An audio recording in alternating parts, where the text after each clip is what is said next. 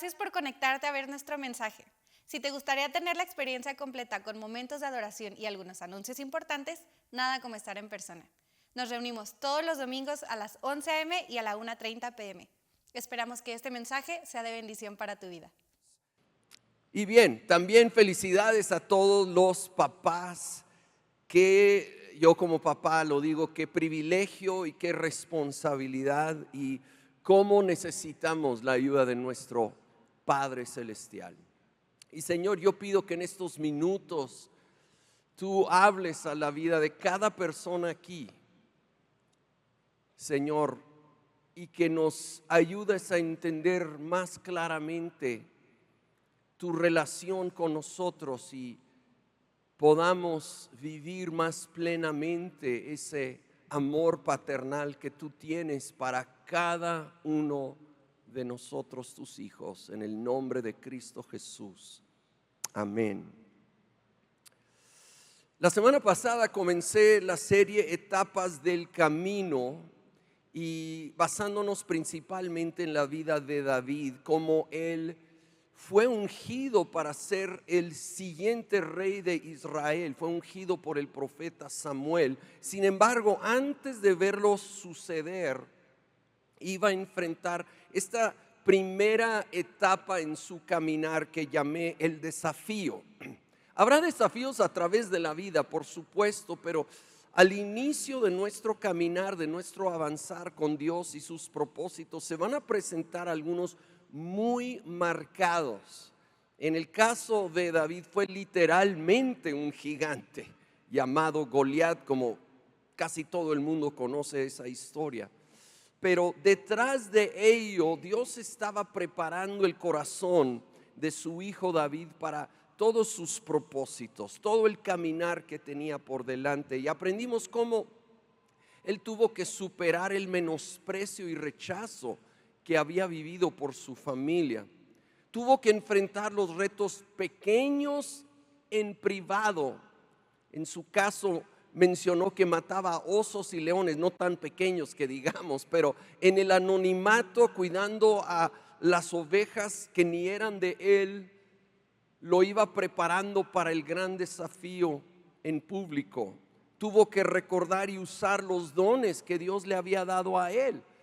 Cuando Saúl le puso su armadura, no le quedaba. Él no era ni de su tamaño, pero tampoco de su estilo de pelear. Él iba a usar una honda y unas piedras. Y tenemos que entender y usar los dones, talentos, habilidades que Dios nos ha dado a cada uno de nosotros y recordar. David llevó su bastón, probablemente porque ahí había registrado, como lo hacían los pastores hebreos, momentos cuando Dios había intervenido. Recordemos cómo Dios ha obrado hasta hoy y nos va a ayudar y animar para el desafío de hoy. Finalmente tener fe. Él tuvo fe que Dios era más grande que ese gigante, y ante los gigantes que enfrentamos, recordemos que nuestro Dios es más grande. Pues continuando, desafortunadamente la siguiente etapa que enfrentaría David lo voy a llamar la herida. La herida. Pero antes de entrar a la historia, quiero ir a Romanos 8:15 y 16, porque esto es tan importante en nuestro caminar con Dios. Pues ustedes no han recibido un espíritu de esclavitud para volver otra vez al temor, sino que han recibido un espíritu de adopción como hijos, por el cual clamamos: Abba, Padre. El Espíritu mismo da testimonio a nuestro espíritu de que somos hijos de Dios. Aquí y en un pasaje similar en Gálatas 4 nos dice que hay dos espíritus en nuestro caminar, dos perspectivas, mentalidades de cómo vemos la vida: la esclavitud o la adopción. Uno de ellos, de nuevo, se compara a la esclavitud. El esclavo, el buen esclavo que quería honrar a su amo, lo hacía por miedo. por temor. Esto era la motivación. Temor al castigo, temor a no ser aprobado, no cumplir con las expectativas de su amo. Y aquí nos dice que muchos viven así. Tristemente, muchos cristianos viven bajo una mentalidad o espíritu de esclavitud que lleva al temor, al miedo. Quieren honrar a Dios, tienen el buen deseo de honrar a Dios, pero bajo un espíritu de esclavitud. Su motivación es equivocada. Viven con temor a ser castigados o mínimo no ser aprobados por Dios. Esto al principio puede parecer hasta efectivo. El miedo te frena del pecado y algunos casi promueven esto, pero no es el plan de Dios. Además, el temor se va quitando con el tiempo. Y si alguien con mentalidad de esclavo falla y no hay consecuencias inmediatas, que eso es muy común, no hay consecuencias inmediatas y la mentalidad es de esclavo y de miedo, pues esa persona se siente más capaz o propenso a seguir por ese mal camino, porque realmente su motivación es el miedo. Pero también el vivir bajo este espíritu o mentalidad de temor es agotador y no fomenta una relación saludable, sino una relación donde si fallo me siento condenado, siento que nunca puedo agradar a un padre duro y distante y demandante. Y cuando me va bien, puedo sentir orgullo, puedo sentir que ahora soy merecedor de su favor, porque yo cumplí. Y es fácil luego juzgar a otros que siento que no están cumpliendo. En lugar de siempre mantener esta humildad, este agradecimiento, reconociendo que todo lo bueno que recibo no lo merezco, es un regalo de la gracia de mi buen Padre. Ahora, yo como papá terrenal te puedo decir que yo, y creo que ningún papá bueno quiere una relación con sus hijos a base de temor. Yo no quiero que me honren solo porque tienen miedo o solo para obtener algún beneficio.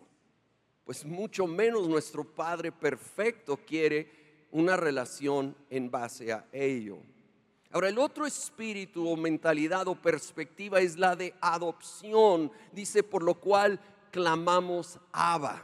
Y yo sé que muchos lo saben, pero Abba es la palabra en arameo que un niño usaba con su padre cuando iba creciendo. Ahorita en el video, ¿verdad? ¿Cómo le llamas a tu padre, verdad? Pues papá era lo más común, o papi, algunas cosas más creativas, pero en general Abba se puede traducir como papá. Papá, una manera de llamar al padre con cariño, con confianza. Cuando un hijo es adoptado por un buen padre, entra en una relación de amor. Creo que todos podemos entender que la adopción no se gana. No es que ese bebé o niño hizo algo para merecer o ganarlo. No, la adopción es por la buena voluntad de los padres que lo están tomando. Y tú y yo que hemos entregado nuestra vida a Jesucristo, hemos sido adoptados por nuestro Abba Padre, por su buena voluntad y su amor y gracia hacia nosotros, sin nada que nosotros hayamos hecho. Nuestro Padre perfecto, su amor es incondicional. Y el amor de tu Abba, escúchame bien, el amor de tu Abba no está basado en tu desempeño, sino en su perfecto amor. Eres amado, eres aceptado. Y no es un amor genérico, bueno, Dios tiene que amar, ama a todo el mundo. Eso es cierto, pero esto es mucho más profundo y personal que eso. Nadie te conoce mejor que Dios. y a la vez nadie te ama más. Tanto que, como dice el versículo, nos invita a llamarle Abba. Eso sí está reservado para los hijos e hijas de Dios que han recibido a Jesucristo. Por medio de Jesucristo hemos sido adoptados en la familia de Dios. Y ahora nos invita a llamarle así. De hecho, esta palabra Abba no aparece en la Biblia hasta que Jesús la usó. Jesús se atrevió a llamarle al Padre Abba. Nadie se había atrevido antes. Y bueno, eso es increíble, pero bueno, entendemos, es Jesucristo. Pero ahora en Romanos, en Gálatas, nos llama a nosotros a poder llamarle al Padre de la misma manera que Jesús mismo le llama al Padre. Ese es el nivel de confianza, la relación cercana que Dios quiere tener con nosotros. Y eso, lejos de hacernos caer en libertinaje, lejos de hacernos vivir una vida en pecado apartada que algunos creen y dicen, al contrario, cuando un buen hijo ama a su padre, lo último que quiere hacer es lastimarlo. Quiere con todo su corazón honrarlo, pero no por temor, por amor. Y cuando llega a fallar, sabe que no ha perdido el amor de su papá. Timothy Keller lo ilustró con una pequeña historia. Dijo, imagínate que un niño está jugando béisbol y su papá lo está viendo, y es un papá bueno, es un papá que le ha expresado cuánto lo ama y que no tiene nada que ver con su desempeño. Ese niño no va a preocuparse de que si no juega bien, si lo ponchan, ¿verdad? Si no puede ni hacer un hit y llegar ni a primera base, eso no va a alterar ni disminuir en lo más mínimo el amor de su padre. Pero saben, quiere jugar bien, quiere agradar a su padre de esa manera, pero no por temor, por amor. Tú y yo queremos, si de veras amamos a Dios, honrarlo con todo el corazón, pero no porque su amor depende de nuestro desempeño. Su amor es incondicional y por eso queremos honrarlo cada día más y más. Volviendo a David, David mató a Goliat y se volvió el héroe de la nación. Primera de Samuel capítulo 18, versículo 1 al 4. Y aconteció que cuando David acabó de hablar con Saúl, el alma de Jonatán, es el hijo de Saúl, quedó ligada al alma de David, y Jonatán lo amó como a sí mismo. Saúl tomó a David aquel día y no lo dejó volver a la casa de su padre. Entonces Jonatán hizo un pacto con David porque lo amaba como a sí mismo. Jonatán se quitó el manto que llevaba puesto y se lo dio a David con sus ropas militares, incluyendo su espada, su arco y su cinturón. Básicamente David fue adoptado en la familia de Saúl y Jonatán, el hijo de Saúl, se volvió su mejor amigo. Y es muy interesante, muy significativo que le entregó su manto y su espada, porque Jonatán, como el hijo mayor de Saúl, se supone que seguía en el linaje para ser el siguiente rey. Y prácticamente esto es un acto sí de amistad, pero también de lealtad.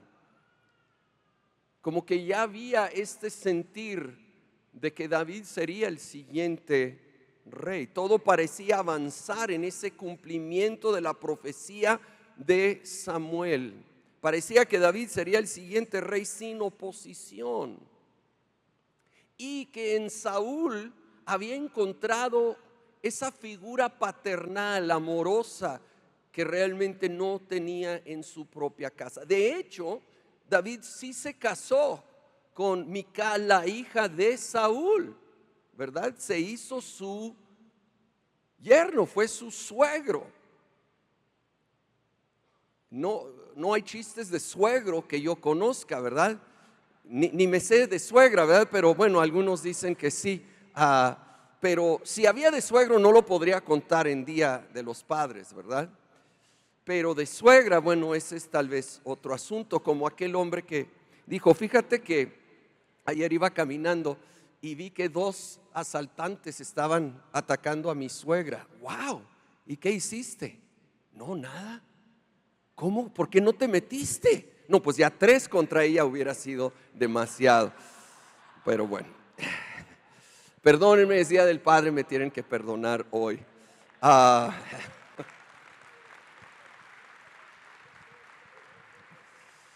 Todo iba avanzando increíblemente bien para David, pero empezó a haber un gran problema. De hecho, inició desde que, volviendo de matar a Goliat, había un pequeño canto que inventaron ahí, ¿verdad? Y era: Saúl hirió a sus 1000, David a sus 10,000. Era muy popular ese canto, menos que con Saúl. ¿Cómo que ya le están dando más crédito a él que a mí? Y empezó a llenarse de envidia, de celos, y comenzó una relación tormentosa con Saúl. Por un lado, Saúl lo amaba y hasta lo llamaba hijo en ocasiones. Sin embargo, en otros momentos se llenaba de celos y hasta trató de matarlo, aventándole una lanza en más de una ocasión. En otra ocasión mandó soldados a la casa de David y Mical lo protegió y él se escapó por la ventana. Sin embargo, David buscó quedarse todo lo que pudo, a ver si había un remedio. Le pedía ayuda a Jonatán, su amigo, pero ante la herida y el peligro tuvo que huir. Se fue y empezó a esconderse, a veces yendo a territorio filisteo, a veces a cuevas. En una cueva se le juntaron como 300 que también estaban ya huyendo de Saúl, en la famosa cueva de Adulam. No satisfecho Saúl con que David ya no estaba presente, lo empezó a perseguir y llevaba 3,000 soldados con él. En una ocasión, David y sus hombres se habían escondido en una cueva y Saúl y sus soldados llegaron cerca, pero no sabían exactamente dónde estaba. Y entonces Saúl entró a la cueva, dice la Biblia, para hacer sus necesidades. Si es la manera amable de decir, tenía que ir al baño. Aún los reyes tienen que ir al baño. No había un Oxxo, una gasolinera. Entonces se fue a esta cueva sin imaginarse que al fondo de la cueva estaba David y sus hombres. Y ahí tenía a Saúl, y muy vulnerable, ¿verdad? Hubiera sido lo más fácil del mundo matarlo. De hecho, Saúl había dejado su manto tirado a un lado y a lo más que llegó David se acercó y cortó un pedacito del manto. Y ya cuando salió Saúl y estaba lejos, sale David de la cueva con la evidencia que había tenido en su poder la posibilidad de matarlo y no lo hizo. ¿Por qué no lo hizo? Él se pudiera haber justificado: este hombre me quiere matar, me está persiguiendo, es injusto. Además, el profeta Samuel me ungió a mí para ser el siguiente rey de Israel. Yo estoy convencido que si David no hubiera perdonado de corazón a Saúl, no le hubiera perdonado la vida ese día. Hubiera manifestado esa amargura en ese momento. Claramente lo había perdonado. He estado contemplando mucho este tema en estos días y me asombra pensar y leer cuántos son heridos desde pequeños. Cuántos sin duda en este auditorio o viendo de casa fueron heridos por padres o abusivos o pasivos, agresivos o ausentes. Y no se limita a padres biológicos, pueden ser figuras paternales como padrastros o mamás, abuelos, tíos, hermanos mayores, maestros, líderes espirituales que tristemente han maltratado a tantos y que tal vez tú eres uno que vivió alguna expresión de maltrato, alguna herida. Hay muchos niveles de herida. Quizá lo peor es el abuso sexual. Alguien te robó de tu inocencia, te hizo sentir sucio, usado, impotente. Otros vivieron abandono, ya sea abandono físico, de literalmente no estar presente tu padre, o abandono emocional. La herida puede ser por ser intimidado o ser ignorado. Una vez leí de un niño que anhelaba convivir con su papá, quien tenía su oficina en la casa, y se encerraba en ese cuarto de la casa, y el niño iba y se pegaba ahí a la puerta y hacía pequeños dibujos y recados y se los pasaba por debajo de la puerta, esperando que en algún momento, aunque sea, le regresara algún recado. Pero dice que hora tras hora, día tras día, y jamás regresó ni un recado en respuesta. Me imagino lo que hizo en el corazón de aquel pequeño. Ahora, cuando hay este descuido por el padre, la casa no funciona como Dios diseñó. Quizá en tu caso esto provocó que tuvieras que madurar demasiado pronto. Tuviste que tomar cargas que no podías ni debías llevar a tu corta edad. Quizá escuchaste y viste cosas dolorosas muy adelantadas de nuevo para tu corta edad, y te marca, te causa una herida, un impacto negativo. Ahí estaba David en la cueva con la tentación de matar, de desquitarse, pudiendo justificarse, pero resistió la tentación, le perdonó la vida, le perdonó de corazón. Estoy seguro, estoy convencido también que la razón que David pudo extender perdón a alguien que no lo merecía era por el amor que había recibido de parte de Dios, su relación íntima con Dios. Y esta es la clave para nosotros. Quiero leer Efesios 4, versículos 31 al 5:1. Efesios 4:31. Abandonen toda amargura, ira y enojo, gritos y calumnias y toda forma de malicia. Más bien sean bondadosos y compasivos unos con otros. Y, ojo, perdónense mutuamente, así como Dios los perdonó a ustedes en Cristo. Así como Él nos perdonó en Cristo, somos llamados a perdonar. Y el siguiente versículo es el 5:1. Por tanto, imiten a Dios como hijos muy amados. ¿Cómo quiero subrayar esto? Imitemos a Dios como hijos, y esos hijos e hijas, obviamente es el término genérico en general. Hijos e hijas muy amados. Yo quiero, si algo puedo lograr con la ayuda del Espíritu Santo hoy, es que salgas convencido de que eres un hijo, una hija muy, muy amado, muy amada por tu Padre Celestial. Eres especial para Él, y es en ese amor que vamos a poder perdonar. Es en ese amor que vamos a poder amar. Yo necesito ir a la fuente de perdón, a la fuente de gracia y amor, y saber, soy un hijo muy amado. ¿Por qué no cierras tus ojos un momento? No he terminado, pero quiero, si quieres en voz bajita, pero dítelo, que te lo digas: soy un hijo muy amado. Eres muy amado, muy amado. Y con eso somos llamados a amar y perdonar como Cristo a nosotros. Ahora, ¿qué no es perdonar?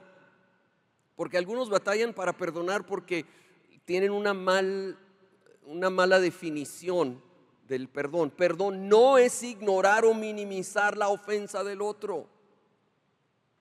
Es amar a pesar de la gravedad de la ofensa. Dice que perdonemos como Cristo. Cuando Cristo colgó en la cruz, no ignoró nuestro pecado. Decidió amar a pesar de el pecado. Perdonar no es una emoción, sino una decisión. No implica que ya no sientes feo por la ofensa. Ahora, el Espíritu Santo sí quiere sanar ese sentimiento, pero eso puede tomar más tiempo. Pero comienza con esta decisión. Y perdonar no siempre se logra rápidamente. Jesús en el Evangelio de Mateo capítulo 18 le dijo a Pedro que perdonara 70 veces 7, y todos entienden que no se refería a un número literal. Era una manera de decir algo continuo hasta que la obra es completa. Y después de decirle, perdona 70 veces 7, si quieres en casa puedes leer todo Mateo 18, le contó una parábola para demostrarla. Y se llama la parábola de los dos deudores.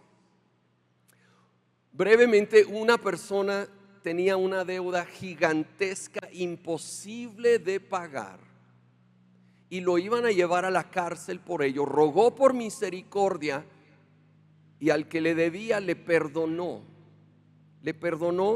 la deuda completa, que hubiera sido imposible pagar.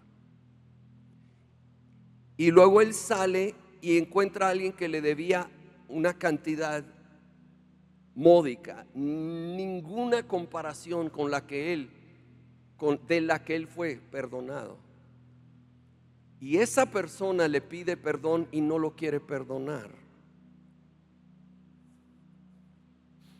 Cuando Jesús enseñó el Padre Nuestro, ¿se acuerdan de la parte sobre el perdón? Dijo: y perdóname mis deudas, así como yo perdono a mis deudores. Es interesante que más de una vez la Biblia compara el rencor a básicamente guardar una cuenta abierta de deuda, una deuda moral, una deuda emocional. Y creo que, a mí por lo menos me ayuda a entender esto con mayor claridad. Y con eso en mente quiero recomendarte 3 pasos para lograr perdonar más a profundidad. 3 pasos para lograr perdonar a profundidad. Primero, identifica quién y qué te debe. Estoy hablando de deudas emocionales. ¿Quién y qué te debe? Porque si lo dejamos muy vago, muy general, no vamos a llegar a la profundidad de esa raíz y ser sanado. ¿Quién deseas nunca volver a ver? ¿Quién deseas que fracase? Esa es la persona que necesitas perdonar. ¿Y qué te debe esa persona? Algunos simplemente una disculpa, otros si es dinero o tiempo o un reconocimiento, o más serio, un matrimonio, una familia, un trabajo, un capítulo de tu vida.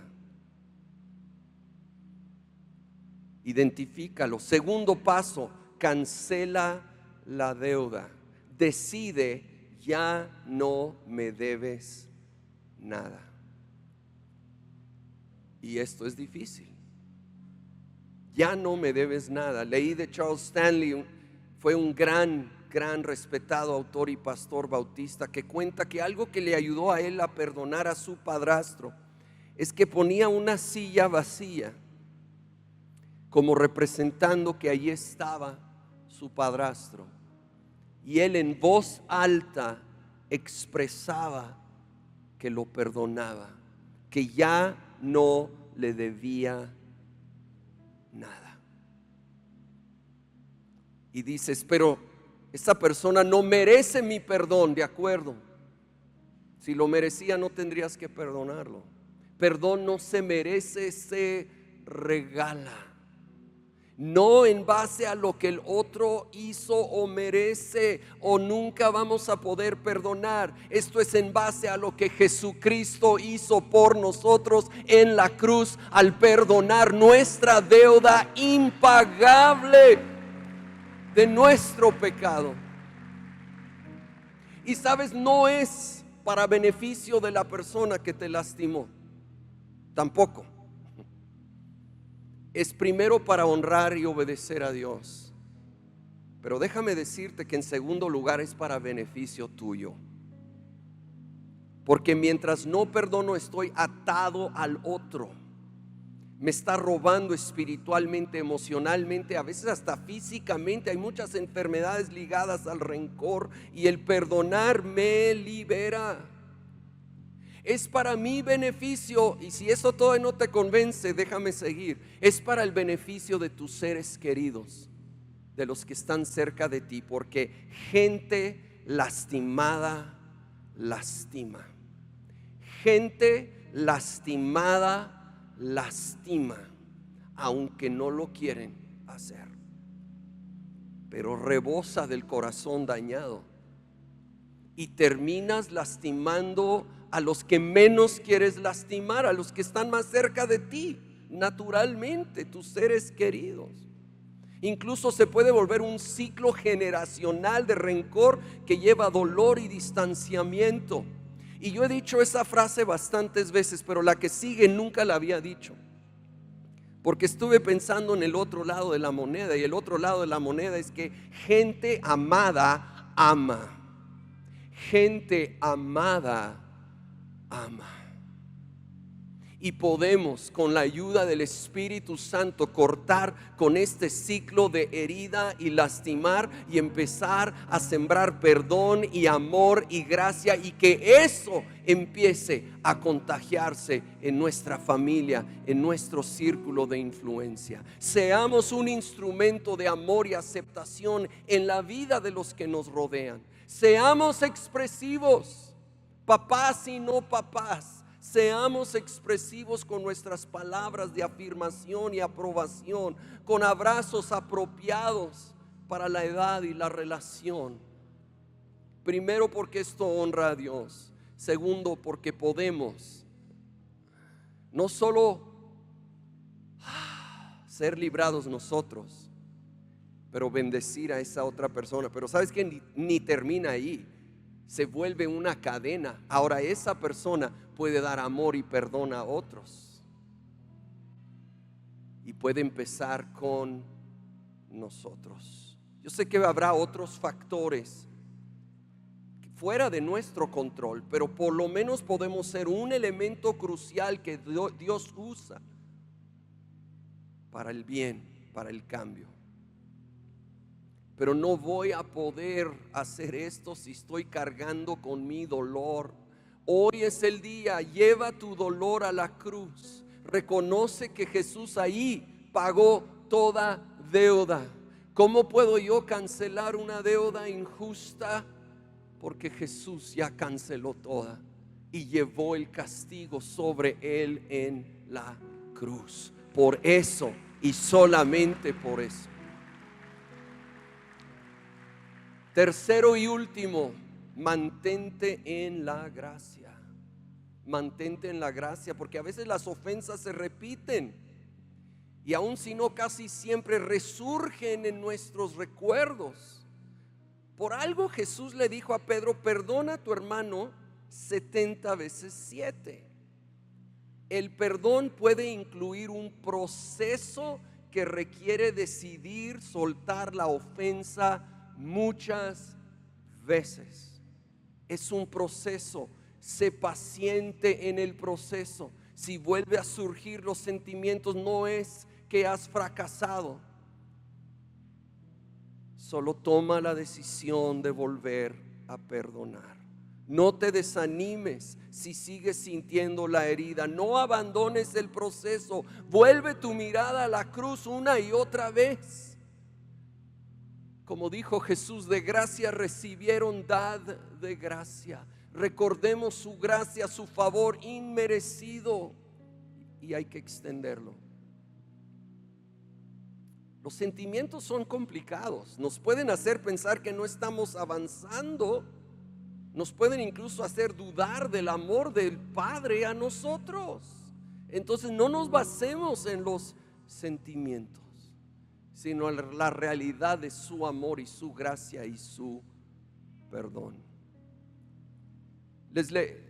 Empecé en Romanos 8:15, pero quiero leer también el versículo 16 o repetirlo. Dice: el Espíritu mismo da testimonio a nuestro espíritu de que somos hijos de Dios. Y es un lenguaje de un juicio, de corte. Todo Romanos lo es. Y aquí dice: el Espíritu Santo da testimonio a nuestro espíritu en mi interior de que somos hijos de Dios. Y los expertos dicen que esta particular palabra para testimonio se usaba para el testigo principal en un juicio, el testimonio determinante que iba a decidir el caso. Hay testimonios, hay testigos, hay voces que a veces nos dicen culpable, culpable, voces de culpabilidad por personas en mi entorno, por recuerdos que oí, recuerdos de mi pasado, hasta por mis propios pensamientos.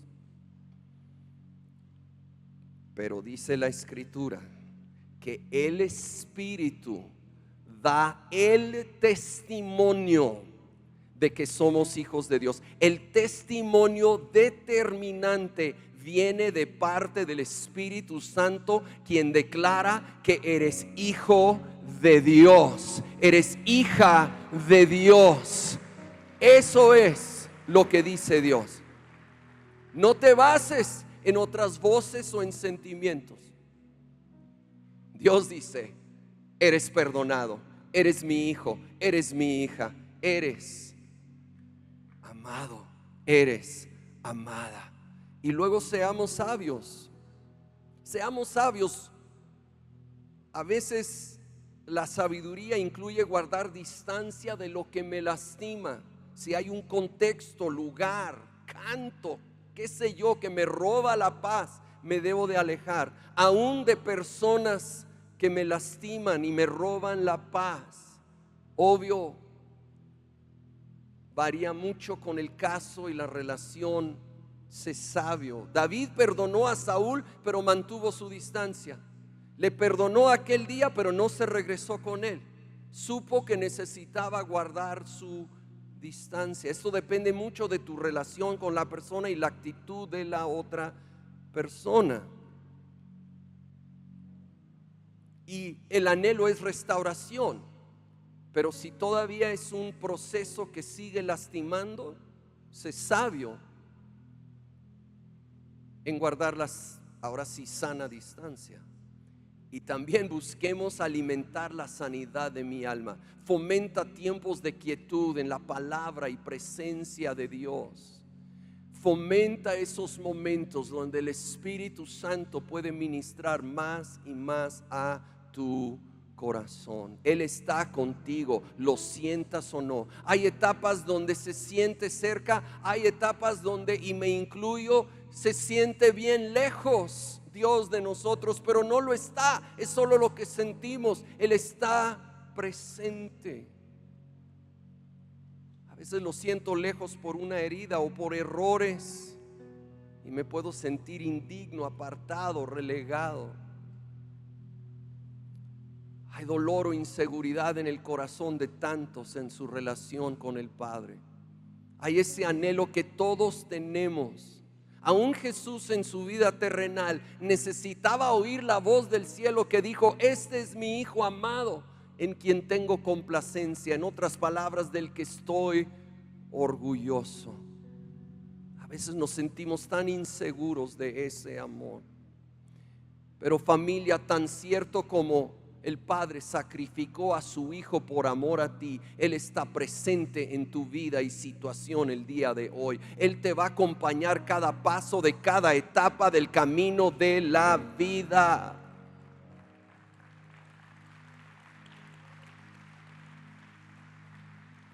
En eso nos tenemos que enfocar. Y David lo hizo. Termino con Salmo 27, versículo 4, 5 y 10. Una sola cosa le pido al Señor y es lo único que persigo, escribió David: habitar en la casa del Señor todos los días de mi vida para contemplar la hermosura del Señor y recrearme en su templo. Porque en el día de la aflicción Él me resguardará en su morada, al amparo de su tabernáculo me protegerá y me pondrá en alto sobre una roca.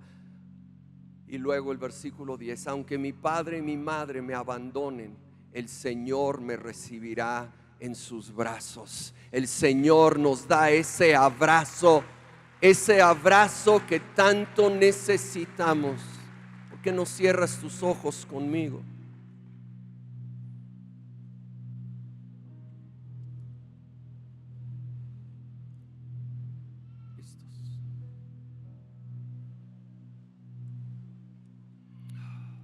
Un día se cuenta de un niño de 4 años de edad que le quería dar una sorpresa a su papá, y cuando su papá llegó del trabajo a la casa le dijo: espérame en la sala, te tengo algo, papi. Se sentó ahí esperando, y luego el papá no podía ver la cocina, pero escuchaba lo que estaba pasando y se imaginó más o menos la escena de su niño sacando algún paquete y ese paquete cayéndose, cosas rompiéndose, la puerta del refri golpeando contra la pared, algo con líquido cayendo y salpicando, y solo se podía imaginar el desastre que había en la cocina cuando su niño salió con un plato con media galleta y unas migajas y medio vaso de leche chorreada, pero una gran sonrisa, y se acercó y dijo: toma, papi, esto lo preparé para ti. Y en ese momento lo que menos le importaba a ese papá era el tiradero en la cocina. Lo que le interesaba era el corazón de su hijito acercándose a él. Y todos hemos hecho nuestros desastres en la vida, pero hoy el Padre quiere que nos acerquemos a Él a recibir su abrazo, que vengamos otra vez a adorarle, otra vez a decirle cuánto lo necesitamos, otra vez. Si te gustó este mensaje, síguenos en nuestras redes sociales para ver más contenido como este. Y si estás en la ciudad el próximo domingo, ven, nada como adorar juntos en persona.